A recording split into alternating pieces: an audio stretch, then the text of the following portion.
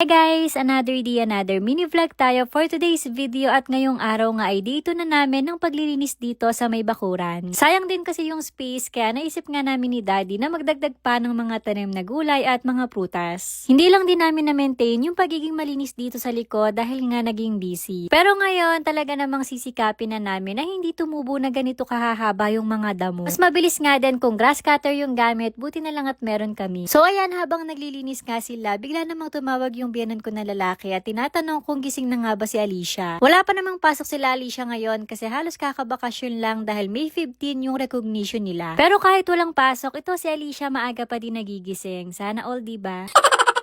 Binihisan ko na muna dahil isasama nga daw ng biyanan ko sa may bustos. Si Alicia malapit siya sa tatay ko at ganun din sa biyanan ko na lalaki. Ang daddy bunso pala ay nagpapagupit dahil meron siyang pupuntahan mamaya. Akala mo naman talaga napakahaba ng buhok.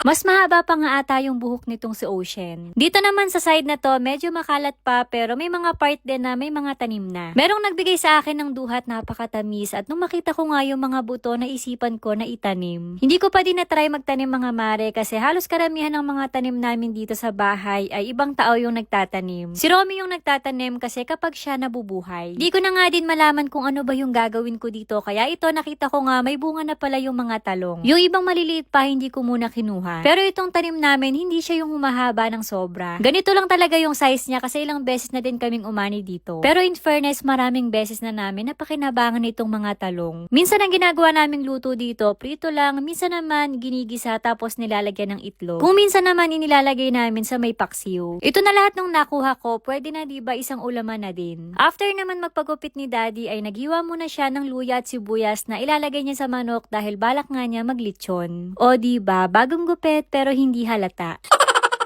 Kapag may ginagawa dito sa likod, lagi nga namin naiisipan na mag-ihaw. Or di kaya tulad nito, maglitsyon ng manok. Ganon kasi yung mga trip ni Daddy. Medyo matagal pa nga maluluto yon, buti na lang at nakapagluto na si tatay ng puso ng saging at ang sinahog nga niya dito ay sardinas. Masarap din sanang magluto si nanay nito, kaya lang hindi pa makapagluto dahil kasalukuyang nagpapagaling. Sumubo lang din ako ng konti, baka kasi mabusog ako at hindi ako makakain ng marami mamaya.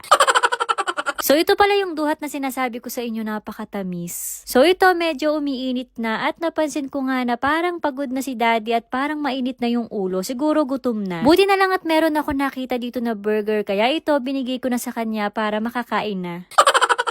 Si Alicia nakaalis na, so ang naiwan na lang dito sa bahay ay si Fort at si Aiki. Ang ulam naman nila ay paksiw na galunggong. Habang nakasalang pa yung manok ito at gagawa na ako ng sausawan. Simple lang naman yung gagawin ko, toyo at kalamansi lang. Meron na kaming nakaredy dito na kalamansi juice. Nagdala kasi ng marami yung ate ko at yung iba nahihinog na. Kaya ang ginawa ni Nora ay piniganan niya bago pa tuluyang mabulok. May farm din kasi sila ate kaya marami silang tanim na mga gulay. Buti nga at kumain ako kahit konti kasi medyo matagal palang lutuin ito. Masarap din tumambay dito sa part na to kasi malakas yung hangin. At habang pinagmamasdan ko nga yung mga dinamuhan, nakita ko na ang dami na palang bunga nitong aratilis. Dati nakikikuha lang ako nito sa kapitbahay pero meron na pala dito. Medyo madami pang ang kalat ay hindi pala medyo talagang literal na makalat. Pero pinapaipon ko sa kanila lahat kasi pwede din ibenta yan. Pero malaki na yung nalilinis kahit na pangalawang araw pa lang. So fast forward, ito at nakapaligo na si Daddy at naluto na nga din yung manok. Ilang oras din yata silang pihit ng pihit, halinhinan. Kainan na!